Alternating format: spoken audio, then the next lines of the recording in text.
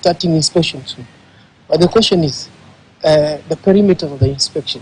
Finally, residents of Kanagoni in Magarini sub-county, Kilifi County, have protested against harassment by salt farm companies that are allegedly using police to evict them from their ancestral land.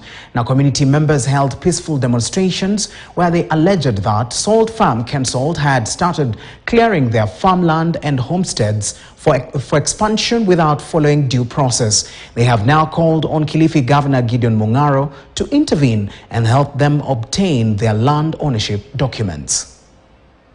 Uchumi hakuna na makao pia hatuna. Na serikali ndio hiyo haitutambui sisi. Ni heri niseme hivyo. Inatambua watu wenye pesa.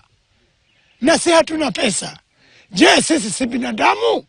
Inakuwaje? Kwa sababu hii mambo iko kotini kutoka 2020 na wao wanafanya kazi hivyo hivyo. Hata sasa kuna Land Rover ambazo zinawachunga, wanafanya kazi na hawataki kuona mtu ambaye ni mwenye shamba. Wanafagia msitu. Chief wanatumika kwa sababu wao wanatafuta watu ndani yenu ambao ni vibaraka, kwamba kila kitu mtakachofanya ili ni kwa nia kwamba pesa ndio yatumika hapa.